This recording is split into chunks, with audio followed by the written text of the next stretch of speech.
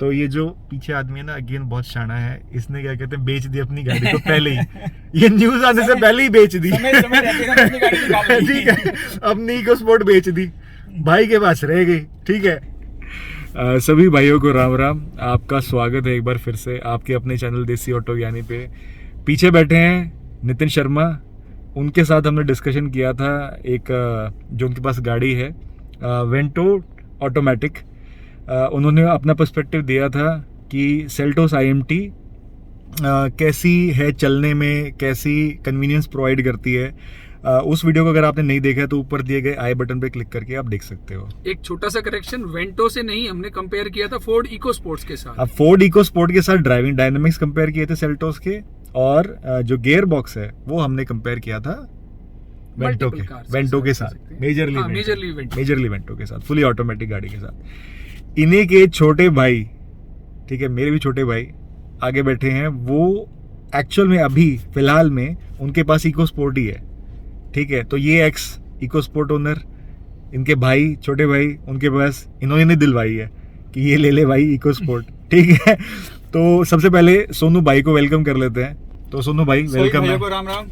ठीक है, thank you so much भाई टाइम निकालने के लिए और हमारे से बात करने के लिए। तो इनके पास सबसे पहले जान लेते हैं कौन सी गाड़ी, कौन सा मॉडल है, कौन सा वेरिएंट है, वो सब ये बताएंगे। तो सोनू भाई अपनी गाड़ी के बारे में बताओ। भाई गाड़ी है मेरी Ford EcoSports, titanium variant है, कैनियन रिज कलर है गाड़ी का, ब्राउन जैसा होता है, बाहर से दिखा भी देंगे। ठीक है। ये कंपनी वाले ऐसे फैंसी नाम रख देते हैं, लेकिन है वो ब्राउन जैसा। ब्राउन कलर कह सकते हो। हाँ, ब्राउन कलर है। तो भाई आपने ये डीजल ली है पेट्रोल ली? मुझे तो पता है, पर इनको भी तो बताओ। गाड़ी भाई मेरी डीजल है। हाँ, गाड़ी डीजल है। ठीक है, एक ही इंजन ऑप्शन आता है 1500 सीसी का 1.5। हाँ, ठीक है। अब अगर आपने बोला बीच में तो जो मैं आपको पार्टी देने वाला था वो कैंसिल हो जाएगी। ठीक है, तो चुप रहना। ठीक है, तो सोनू चलते बात करते हैं जी? नहीं, चलते नहीं, रोक के ही करते हैं। ठीक है, रोक के करते हैं, फिर बाद में चलाते हुए भी बात करेंगे। अगेन हम एकदम खुले एरिया में आए हुए हैं और ऐसा नहीं है कि यहाँ पे ट्रैफिक है, तो आप प्लीज क्या कहते हैं चलते हुए रिकॉर्डिंग की कोशिश मत करिएगा। हम बहुत ही कंट्रोल्ड एनवायरनमेंट में कर रहे हैं ऐसा, जो थोड़ी बहुत स्पीड पे चलाएंगे और चलते चलते बात करेंगे। ठीक है, क्योंकि आपका ध्यान हट जाता है, एक्सीडेंट हो सकता है यार, क्यों करना है ऐसा। तो सोनू भाई डीजल है, टाइटेनियम वेरिएंट है, टाइटेनियम वेरिएंट है। तो अपन ने ये गाड़ी कब ली थी? अजय भाई ये गाड़ी मैंने ली थी 1.5 साल पहले। 1.5 साल पहले, जून 2020 में। अच्छा, 1.5 साल पहले ली थी। तो अभी तक कितनी चल चुकी है? अभी तक गाड़ी चल चुकी है मेरी 14,600। 19.6 किलोमीटर पर लीटर की माइलेज दिखा रही है। ये माइलेज एक्चुअली कम दिखा रही है, माइलेज इसकी 22 के आसपास थी। ये 19.6 की इसलिए दिखा रही है, काफी दिनों से लोकल ही चल रही गाड़ी। और घर में 4 भाई हैं, तो चारों भाई इस गाड़ी को इस्तेमाल कर रहे हैं। सबका चलाने का अपना अलग अलग तरीका है। तो थोड़ा सा इसकी जो एवरेज है वो ड्रॉप हो गई है। अच्छा, अदरवाइज मैं चलाता हूँ तो 22-23 की एवरेज निकलती है गाड़ी से। ठीक है, तो माइलेज पे कंटिन्यू कर लेते हैं। तो 22-23 मतलब बेस्ट माइलेज, अगर बोलो कि बेस्ट माइलेज मैं लास्ट ईयर हम लोग न्यू ईयर पार्टी के लिए गए थे। मैं नोएडा से गुड़गांव आया था, तब मेरी गाड़ी ने 26 की एवरेज दी थी। कंपनी कितना क्लेम करती है? कंपनी 23-24 की क्लेम करती है कंपनी। तो एक्चुअल में 26 की एवरेज दी थी। तो उसके बाद हम लोग शाम को किसी पार्टी काम से हम लोग बाहर जा रहे थे, मेरे भाई थे। तो मैंने भाई को गाड़ी दिखाई, मैं कहा 26 की एवरेज दी है। तो लिटरली भाई के ये वर्ड से कि यार गाड़ी को क्या 40 की स्पीड पे लेके आए। और वो स्पीड 40 की नहीं थी। मैं एक्चुअली गाड़ी को 70-80 के आसपास मेरी गाड़ी आई थी।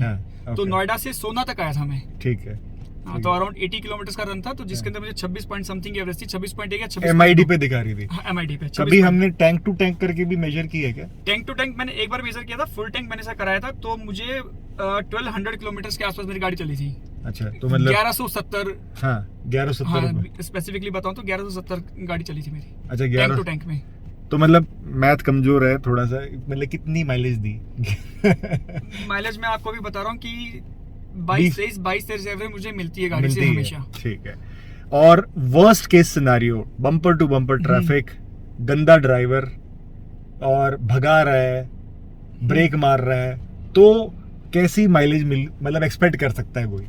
एक बार छोटा भाई गाड़ी लखनऊ लेके गया था। तो रोहतक से लखनऊ से रोहतक, और वो कह रहा कि भाई मैंने जो हाईवे था वहाँ पे मैंने 140 145 पे गाड़ी ड्राइव की थी। ठीक है। उसके बाद वो लोग दिल्ली आए, दिल्ली में उनको क्रॉस करने में 3 घंटे लग गए थे। ठीक है। तो टोटल उनकी जो जर्नी थी उसमें इनकी गाड़ी कुछ 1500 किलोमीटर के आसपास चली थी, जिसके अंदर दिल्ली का बहुत गंदे वाला ट्रैफिक भी था और आगरा लखनऊ का अच्छा रोड भी था। पर उधर उन्होंने भगाई थी, मतलब उसमें गाड़ी उन्होंने 140 से ऊपर चलाई थी। ठीक है। उस समय गाड़ी की एवरेज थी 15.9, 16 किलोमीटर पर लीटर एवरेज दी थी गाड़ी ने। ठीक है। तो मतलब वर्स्ट केस सिनेरियो MID पे 16 की दिखा रहा था, उसमें से आप 5-10% कम भी कर लो तब भी 15 की दे रही थी गाड़ी। तो मतलब समझ लो कितनी इकोनॉमिकल है गाड़ी। अच्छा ठीक है, ये हो गया। अब बात आती है कि भाई जब ये वाली गाड़ी ली तो ये आपकी फर्स्ट गाड़ी है या इससे पहले कोई और गाड़ी थी? पहले मेरे पास फोर्ड फीस्टा थी। अच्छा। जो मैंने सेकंड हैंड परचेज की थी। ठीक है। Petrol diesel? वो भी डीजल गाड़ी वो भी डीजल थी। हाँ, वो टॉप एंड वेरिएंट था। अच्छा। वो गाड़ी भी मेरे दिल के बहुत करीब थी। बट गाड़ी पुरानी ज्यादा हो गई थी, गाड़ी थोड़ा काला धुआं देने लगी थी और उसमें खर्चा मांग रही थी, खर्चा मांग रही थी। फिर मैंने कहा खर्चा करने से बेटर है कि इसको निकालते हैं और फिर एक नया व्हीकल ले लेते हैं। ठीक। और ये जो नए व्हीकल की जैसे ही बात आई ना, वो पीछे से अपनी मुंडी निकाल रहे हैं। ठीक है। तो इनमें बहुत ज्यादा इन्फ्लुएंस था कि कौन सी गाड़ी लेनी है नितिन का। मैं सिर्फ ये कहना चाहता हूँ, कहीं आपको लग रहा हो कि फोर्ड वाले हमें पैसे देते हैं, हमें कोई पैसा नहीं मिल रहा कि हाँ यार इसके पास पहले फोर्ड थी, बाद में फोर्ड थी, मेरे पास ही फोर्ड थी। It is just because of pure love के वो कंपनी बहुत शानदार कार्स बनाती है, इसीलिए हम लोग फोर्ड की कार्स पे जाते हैं। और मैं अपनी फोर्ड को कभी सेल नहीं करता अगर मुझे ऑटोमेटिक का ऑप्शन उसमें मिलता तो। मतलब कीड़ा है इनकी तो अलग ही स्टोरी है। कितनी गाड़ी चेंज कर चुके हो आप 10 साल में? 9। 10 साल में 9 गाड़ी चेंज कर चुका है ये आदमी जो पीछे बैठा हुआ है। हाँ। तो इनकी तो बात ही अलग है। इसीलिए बोल रहा हूँ भाई, मेरे चैनल को सब्सक्राइब करो, ज्यादा नॉलेज मिलेगी। भाई हमारे घर में 6 महीने के लिए एक ऐसा वक्त था कि दोनों गाड़ियां इको स्पोर्ट ही थी। भाई के पास ब्लू थी, मेरे पास ब्राउन थी। ठीक है। दोनों गाड़ियां साथ ही खड़ी रहती थी। लोग पूछते थे भाई क्या बात है, किसी ने गिफ्ट करेंगे? अच्छा, मतलब इतना प्यार है, इतनी पसंद है और वाकई में गाड़ी बढ़िया है। इतना पसंद है कि बड़े भाई ने ली, छोटे भाई ने भी वही गाड़ी ली, डीजल में ही ली। और लोग ताना भी मार जाते थे कभी कभी कि क्या है भाई, एक दूसरी गाड़ी ले लेते चेंज करने के लिए, कभी ये चला लो कभी वो चला लो। पर नहीं, मतलब ऐसी बातें भी सुनी, ऐसी बातें भी सही हैं।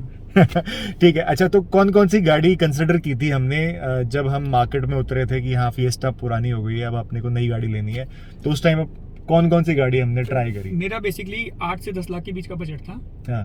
तो इस गाड़ी को लेने से पहले मैंने नेक्सॉन ट्राई किया था। ठीक है। टाटा नेक्सॉन। हाँ। गाड़ी अच्छी है। हाँ। थोड़ा सा वो ओवर बजटेड थी। हाँ। वो मुझे 12 साढ़े 12 के आसपास पड़ रही थी। अच्छा। फिर मैंने मारुति ब्रेजा ट्राई की। हाँ। ब्रेजा उस टाइम पे डीजल में नहीं आती, ब्रेजा सिर्फ पेट्रोल में अवेलेबल थी। तो मतलब पहले बजट फिक्स कर लिया था हमारा कि मैक्स बजट 10 लाख। हाँ, मैक्स बजट मेरा 10 लाख तक था। 10 लाख था। हाँ। तो मैं हमेशा बोलता हूँ कि बजट फिक्स करना सब बहुत जरूरी है, वरना आप कंफ्यूज हो जाओगे। ठीक है, बजट फिक्स कर लिया हमने। ठीक है। फिर हम सेफ्टी की तरफ कुछ था। हाँ, नेक्सन ट्राई की। नेक्सन गाड़ी में 5 स्टार रेटिंग है गाड़ी की, सेफ्टी की उसमें कोई कंपैरिजन नहीं है किसी और गाड़ी से उसका। गाड़ी अच्छी है, चलती भी अच्छी है।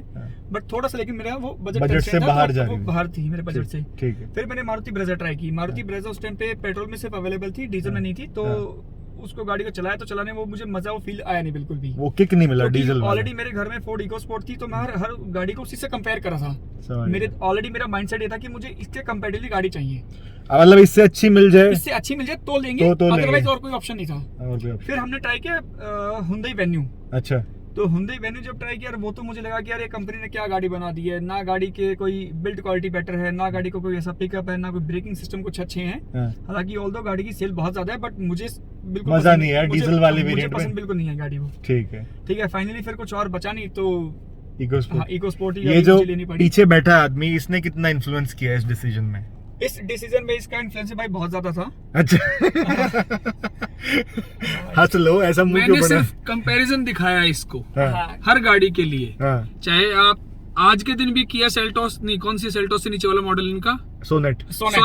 हाँ। सोनेट भी पास नहीं ठहरती। सोनेट तो आज की तारीख की गाड़ी है। हाँ। और वो 10 साल पुरानी टेक्नोलॉजी है। स्टिल वो बीट नहीं कर सकती ड्राइविंग डायनेमिक्स इस कार के। ठीक। तो हमने फिर नेक्सॉन चलाई, ब्रेजा चलाई, वेन्यू चलाई, सोनेट चलाई नहीं। सोनेट चलाई नहीं। सोनेट मेरी गाड़ी लेने के आने के बाद आई थी। अच्छा, वो अच्छा जिसके बाद हुई थी। अच्छा, एक व्यूअर्स के मन में बहुत ही क्वेश्चन रहेगा कि यार फोर्ड की गाड़ी ले ली, उस टाइम तो चलो नहीं पता था कि जाने वाली है छोड़ के, पर जब ये न्यूज आई तो ये जो पीछे आदमी है ना, अगेन बहुत शाना है। इसने क्या कहते हैं, बेच दी अपनी गाड़ी को पहले ही। ये न्यूज आने से पहले ही बेच दी। ठीक है, अपनी इको स्पोर्ट बेच दी, भाई के पास रह गई। ठीक है, तो जब ये न्यूज आई तो थोड़ा सा झटका लगा था कि यार अब क्या होगा। देखो, मैंने गाड़ी इस माइंडसेट से ली थी कि मुझे गाड़ी लेनी है तो मैं कम से कम गाड़ी को 10 साल रखूंगा, रखनी है, मतलब फुल लाइफ। क्योंकि नई गाड़ी ली है, मैं इस गाड़ी को अच्छे से एंजॉय करूंगा। 10 साल तो कम से मुझे गाड़ी रखनी है। ठीक है, क्योंकि गाड़ी की जो आरसी है वही 15 साल कहती है। दिल्ली वगैरह में जो 10 साल की रिस्ट्रिक्शन है, बट हरियाणा में ऐसा कुछ नहीं है। ठीक है। तो जब कंपनी का न्यूज आई कि मेरी कंपनी छोड़ के जा रही है और ऐसे ऐसे कभी गाड़ी की इतनी सेल्स नहीं है, तो थोड़ा सा एक बार फील हुआ। बट कंपनी ने साथ में ये अश्योरेंस भी दिया कि भाई नेक्स्ट 10 ईयर्स तक हम गाड़ी के सारे पार्ट्स यहाँ पे इंडिया में अवेलेबल कराएंगे और अगले 5 साल तक किसी भी स्पेयर पार्ट में कोई भी प्राइस इंक्रीज नहीं होगा। ओके। जो आज की डेट में, करंट डेट में आपको जो स्पेयर पार्ट्स मिल रहे हैं वो प्राइस आपका आज भी है और वही सेम प्राइस आपका 5 साल के बाद भी रहेगा। ठीक। जबकि और जितने भी ऑटोमोबाइल कंपनीज हैं उनकी तरफ से ऐसा कभी कोई अश्योरेंस नहीं आता है। मारुति कभी नहीं कहती कि यार आज जो स्पेयर पार्ट आज आपको मैं 100 रुपए के दे रहा हूँ, वही स्पेयर पार्ट मैं आपको 5 साल के बाद ही 100 रुपए का ही दूंगा। नहीं, ऐसा but Ford still company India में नहीं है, बट फिर भी उन्होंने ये अश्योरेंस दिया है। अच्छा, तो ये तो हो गई स्पेयर पार्ट्स की अवेलेबिलिटी, लेकिन सर्विस सेंटर का क्या, मतलब सर्विस सेंटर सारे अवेलेबल हैं। अच्छा, रहेंगे। सभी सर्विस सेंटर अवेलेबल हैं। दिल्ली में 3-4 सर्विस सेंटर है, रोहतक में सर्विस सेंटर है, जिनसे मेरी 3-4 बार बात भी हो चुकी है। अभी कंपनी ने कोई एमिशन इनका था, कुछ रूल आया था कि इनको कुछ स्पेयर पार्ट चेंज करना था गाड़ी का। अच्छा। तो सर्विस सेंटर वालों की तरफ से खुद मुझे 3-4 बार कॉल आ गया कि सर अपनी गाड़ी ले आओ, हम आपका गाड़ी का आपका पोल्यूशन का वो चेक करना है, उसके बाद अगर पार्ट चेंज होना है पार्ट चेंज कर देंगे, अदरवाइज वो ओके रहेगा। मतलब कुछ रिकॉल था या जो भी था, मतलब कुछ कमी थी वो ठीक करनी कमी थी, वो कंपनी दूर करनी थी। बट मैं जब गाड़ी लेके गया तो कुछ ऐसा था नहीं गाड़ी के अंदर कुछ इशू। तो but service point of view से कहीं कोई इशू नहीं आ रहा। मतलब अभी न्यूज ये नहीं है, सर्विस पार्ट मतलब सॉरी स्पेयर पार्ट्स तो मिलेंगे ही, सर्विस करने वाली जो एजेंसीज है वो भी हैं और वो सब आपको बड़े अच्छे से तरीके से डील भी कर रही हैं। ठीक। तो यार ये चीज अच्छी है, मतलब फोर्ड को बिग थम्स अप, ऐसी कमिटमेंट उन्होंने दी है तो बहुत अच्छी बात है। इसमें जो फोर्ड के डीलर्स उन्होंने भी काफी हो हल्ला किया था कि हमने इतना इन्वेस्ट कर दिया, अब बंद हो गई। तो मुझे लग रहा था कहीं एजेंसीज भी जो सर्विस स्टेशन है वो भी वो बंद ना कर दें, पर ऐसा नहीं है। हाँ, जो डीलर्स हैं एक्चुअली सर्विस सेंटर भी उन्हीं के पास ही है। हाँ, अब एक्चुअली नई गाड़ी तो बिकेंगे नहीं क्योंकि गाड़ी अवेलेबल नहीं है, तो बट लेकिन वो सर्विस सबको प्रोवाइड करा रहे हैं। अच्छा, तो सर्विस पॉइंट ऑफ व्यू से कंपनी तरफ से कोई आपको प्रॉब्लम नहीं आएगी। ठीक है, एटलीस्ट फॉर नेक्स्ट 10 ईयर्स। ठीक है, सही है। ठीक है, अब भाई क्या कहते हैं, आती है बात परफॉर्मेंस पे। ड्राइविंग डायनेमिक्स पे हम ज़्यादा फोकस नहीं कर रहे हैं क्योंकि सबको पता है इको स्पोर्ट बढ़िया चलती है, हैंडलिंग बढ़िया है, सस्पेंशन बढ़िया है, राइड क्वालिटी बढ़िया है। यार सिर्फ बढ़िया नहीं चलती, गाड़ी चला के सच में मजा आ जाता है। हाँ। आप गाड़ी को 120 पे चलाओ, 140 पे चलाओ, 80 पे चलाओ, स्टेबल रहती है, लेन चेंज करो, मजा आ जाएगा आपको गाड़ी चला के। प्योरली ड्राइवर्स कार है। सही बोल रहा हूँ सर? पीछे है, प्योरली ड्राइवर्स कार है, मजा आ जाएगा। बिल्कुल मजा आ जाएगा, बोल सकते हो आप, ऐसा नहीं है कि बोलना नहीं है। ठीक है, मैं फिर से बोलता हूँ कि ड्राइवर जो कि एंथुसियास्ट हो, इसको फन लेना हो ना रियल कार का, ये वो कार है। ठीक है, अच्छा ठीक है, अब ये हो गया ड्राइविंग की तो बात हो गई। जैसे अभी मैं किया सेल्टोस चला के आया हूँ, अजय भाई की गाड़ी थी। ठीक है, वो चलाने के बाद मुझे गाड़ी उसमें कोई ऐसा नहीं, गाड़ी में कुछ प्रॉब्लम नहीं, बहुत मजा चला के। बट उसके बाद जब मैं अपनी गाड़ी पे लौटा, गाड़ी को चलाया, तो यार इसका अलग ही फील है। ठीक है, हाँ, मतलब इसमें कुछ बायसनेस नहीं है, वो सही बता रहे हैं, मुझे भी लग रहा है जब गड्ढों वड्ढों में जाती है तो इस अलग चीज है ये, ऑल टुगेदर। ऐसा नहीं भाई, मेरी गाड़ी तो मैं सिर्फ उसकी तारीफ कर रहा हूँ। हाँ, अच्छा ठीक है, अब ये हो गई बात ड्राइविंग डायनामिक्स पे, हम ज्यादा जाएंगे नहीं, वो बढ़िया ही है। कंफर्ट, जैसे पीछे बैठते हैं जो लोग, कभी जैसे आपकी वाइफ हैं या भाभी हैं तो वो पीछे बैठते हैं, या आपके फादर साहब पीछे बैठते हैं, फैमिली के साथ जाते हैं, बच्चे वगैरह, तो उनको कैसा लगता है कि कंफर्ट लगता है? पीछे 3 जने कंफर्टेबल रहते हैं? पीछे 3 जने सिर्फ एक ही सिचुएशन में कंफर्टेबल रहेंगे, जब दोनों कॉर्नर्स में एडल्ट हो, अच्छा, और बीच में कोई बच्चा हो। जैसे हम लोग बाहर के ट्रिप करते हैं तो मैं, भाई, भाभी, मेरी वाइफ और एक हमारी गुड़िया है, तो हम 5 बंदे ही जाते हैं यूजुअली, तो कंफर्टेबल, तो बहुत इजीली हम लोग हमारा मैनेज हो जाता है। हमें कोई ऐसा वो नहीं लगता कि यार गाड़ी के अंदर स्पेस नहीं है या मतलब थोड़ा टाइट हो रहा है। तो वो वाली फीलिंग नहीं आती है।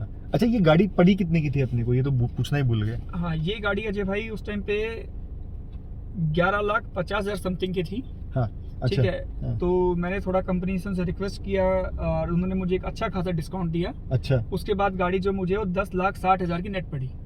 बढ़िया है यार, मतलब अच्छा सस्ते में उठा ली आपको गाड़ी इससे विद इन पहले- बजट। हाँ, विद इन बजट। इससे पहले मैंने जब गाड़ी इसको बुक किया था तो मैंने इससे वाला लोअर वेरिएंट मैंने बुक किया था। ओके।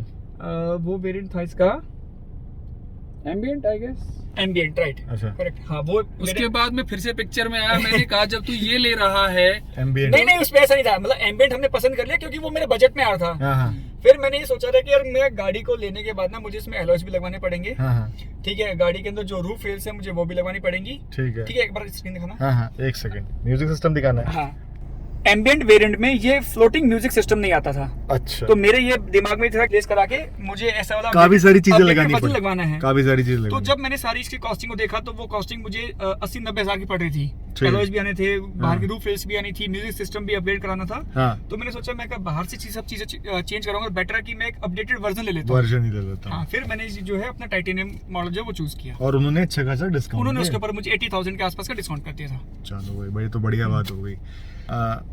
अच्छा भाई, क्या कहते हैं, एक बात बताओ कि गर्मी में भी जैसे आपने यूज की होगी, हाँ। ठीक है, तो इसकी जो एसी की परफॉर्मेंस है मेरे को तो खूब बढ़िया लग रही है। अभी एकदम ठंड लग रही है, बस वैसे अभी तो खैर ठंड का भी टाइम है, पर वैसे जब एकदम पीक जो अपनी नॉर्थ का समर होती है उस टाइम पे इसकी एसी की परफॉर्मेंस कैसी लगी आपको? एसी की परफॉर्मेंस भाई इसकी सुपर चिलिंग है, सुपर चलेंगे। सुपर चिल्ड एसी है। हाँ।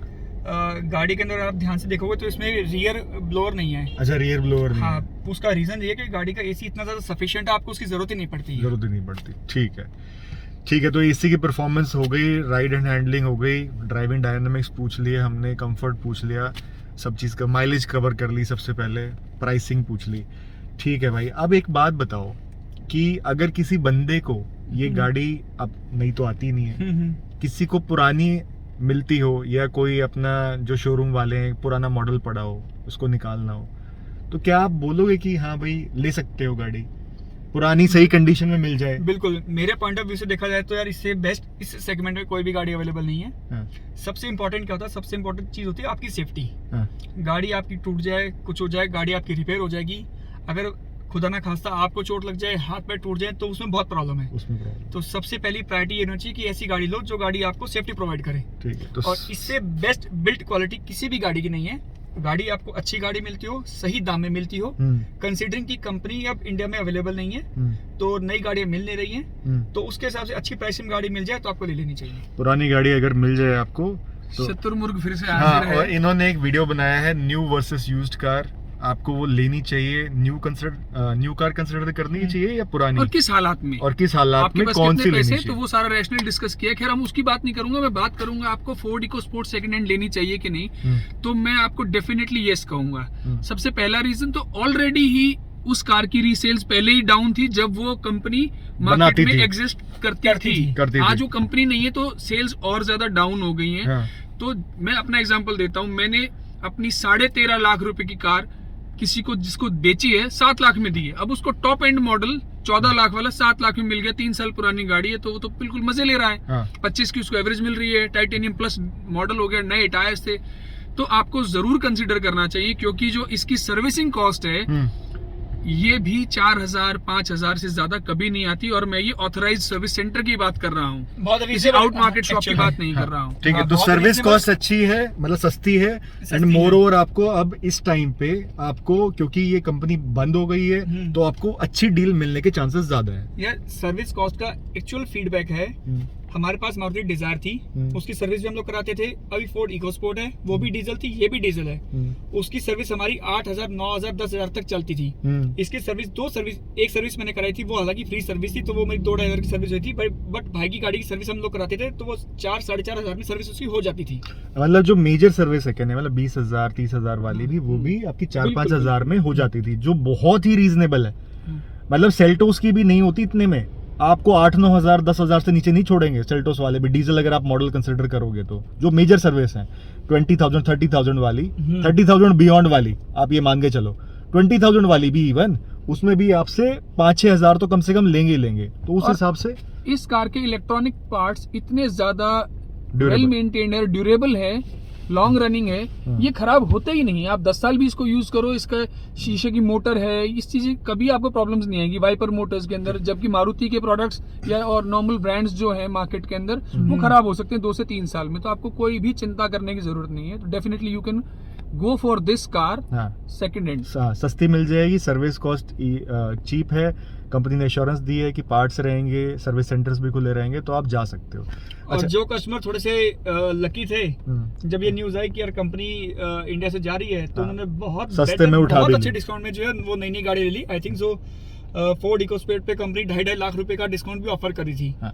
तो जो गाड़ी 13 लाख रुपए की थी, लोगों को वो गाड़ी 10.5 लाख में 10 लाख रुपए मिल गई है। मिल भी गई है, ठीक है। तो जैसे अब जो सर्विस एक्सपीरियंस रहा है, सर्विस की जैसे हम बात कर रहे हैं, तो वहाँ पे जाते हैं, ओवरऑल एक्सपीरियंस अच्छा रहा है? मतलब कभी ऐसा नहीं हुआ कि वो कुछ खाम की चीज़ चिपकाने की, जैसे मारुति में हम जाते हैं तो कहते हैं इंजन की कोटिंग करवा लो, ये कोटिंग करवा लो, बीडिंग पे ये, ऐसा कोई करते हैं वो एडवाइस? नहीं, सर्विस का एक्सपीरियंस मेरा बहुत अच्छा था। हालांकि गाड़ी की एक ही सर्विस हुई है, तो घर से ही गाड़ी जो है मेरा पिकअप हो गया, घर से गाड़ी को घर पे गाड़ी ड्रॉप हो गई। जब गाड़ी लेने आए तो उन्होंने पूरी गाड़ी को बहुत अच्छे तरीके से इंस्पेक्ट किया। पूरी गाड़ी की उन्होंने रिकॉर्डिंग देखी, रिकॉर्डिंग बनाई, उसके बाद कहाँ का क्या क्या कमी है वो सब नोट डाउन किया। और जब गाड़ी उन्होंने मुझे हैंड ओवर किया तो हर एक चीज उन्होंने मुझे चेक कराया। तो सर्विस से सेटिस्फाइड हो आप? More than satisfied. More than, ठीक है भाई, हमने सारी अच्छी बातें कर ली, बहुत अच्छा पसंद आ रही है गाड़ी। अगर आपको निट पिकिंग करनी हो, कमी निकालनी हो कि भाई अगर ये फीचर्स डाल देते या इसमें ये कमी है, तो वो बताओ। सबसे पहले कमी बता दो, अगर कुछ कमी लगती है तो आपको। कमी गाड़ी में मुझे 2-3 कमी है जो मुझे कभी कभी फील होती हैं।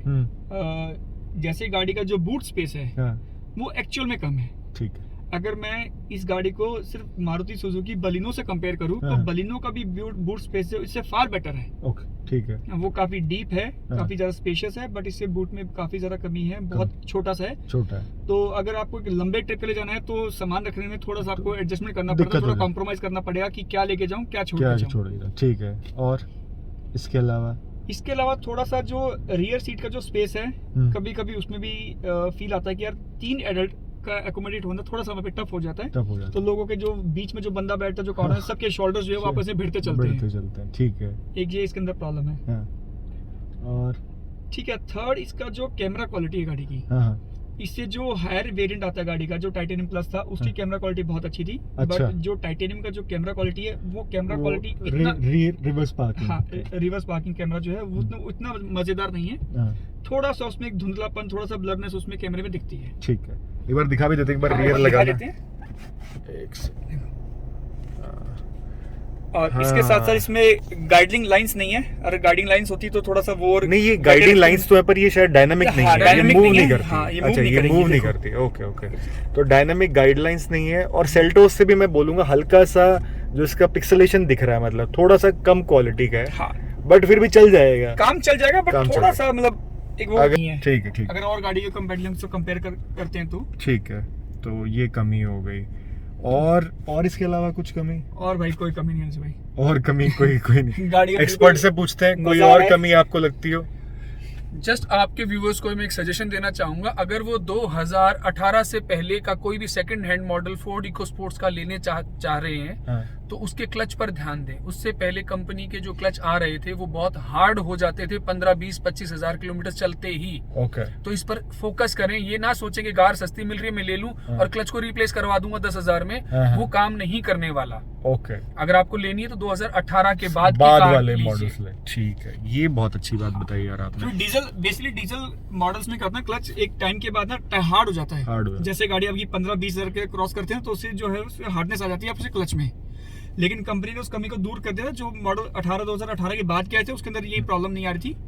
मेरी गाड़ी 15,000 चल चुकी है, तो इसमें कोई हार्डनेस नहीं है, हार्डनेस नहीं। अच्छा, जैसे ये जो उसके पिलर्स हैं बहुत थिक हैं, इनसे विजिबिलिटी में थोड़ा कभी फर्क पड़ा? स्टार्टिंग में थोड़ा सा इशू हुआ था, बट अभी तो जो चीज है ना, जब टाइम के साथ आपका जो माइंड है खुद ही अडॉप्ट कर लेता है चीजों को, ठीक, तो अभी प्रॉब्लम नहीं आती है, ये भी बिल्कुल क्लियर रहता है सब चीजें। ठीक है, तो एक तो माइलेज इसका बहुत प्लस पॉइंट है, दूसरा सेफ्टी बहुत अच्छा है, ड्राइविंग डायनामिक्स जबरदस्त है, ब्रेकिंग परफॉर्मेंस बहुत अच्छी है, बढ़िया है। बिल्ड क्वालिटी तो 6 स्टार है 5 में से। मैं ज्यादा ही दूंगा 1 स्टार। ठीक है, बिल्ड क्वालिटी भी बढ़िया, तो मतलब ओवरऑल बढ़िया है, यूजर सेटिस्फाइड है कार से। बिल्ड क्वालिटी आप इसका अगर ये डोर खोलते हो और अगर आप जब इसको बंद करते हो तो जो बंद करने की जो साउंड है जबरदस्त थर्ड है, मतलब ऐसा लग रहा है जैसे हथौड़ा मार दिया किसी ने, ढंग, इस तरह की आवाज है, तो बढ़िया है। ठीक है, तो यूजर आज जैसे आपने देखा बहुत ही खुश हैं। कुछ छोटी मोटी कमियां हैं वो हर कार में होती हैं, हर कोई भी कार परफेक्ट नहीं होती, तो माइलेज ज़बरदस्त है, राइड एंड हैंडलिंग, कंफर्ट सब कुछ बढ़िया है। और अगर आपको सस्ते में 2018 के बाद का कोई मॉडल मिलता है और आपको अच्छी डील मिलने के चांसेस ज़्यादा हैं, क्योंकि गाड़ी बंद हो गई है, कंपनी ही बंद हो गई है, तो आप उसको खरीद सकते हैं, बेहिचक खरीद सकते हैं, आपको मज़ा आ जाएगा, सारे सुख दे देगी गाड़ी। सारे सुख दे देगी आपको गाड़ी। ठीक है, तो thank you so much Sonu भाई, thank you so much Nitin sir. और क्या कहते हैं, इसी के साथ आज का वीडियो ख़त्म करते हैं। होपफुली आपको पसंद आया होगा। अगर आपके कोई क्वेश्चंस हैं तो कमेंट्स में फटाफट लिख दो, मैं सोनू भाई के कांटेक्ट में हूँ, उनसे पूछ के आपको ज़रूर रिस्पांस दे दूंगा। और अगर आपके कोई सजेशंस हैं, किसी कार का स्पेसिफिकली आप रिव्यू चाहते हैं, तो प्लीज़ कमेंट्स में बताओ। आपके पास भी अगर इको स्पोर्ट है और आपका एक्सपीरियंस अपना शेयर करना चाहते हो तो वो भी कमेंट्स में ज़रूर लिख दो। तो जल्दी ही एक और वीडियो के साथ मिलेंगे, तब तक के लिए फ़ोन की घंटी बज गई। तब तक के लिए भाई राम राम, अपना ध्यान रखो, ड्राइव सेफ, बाय बाय।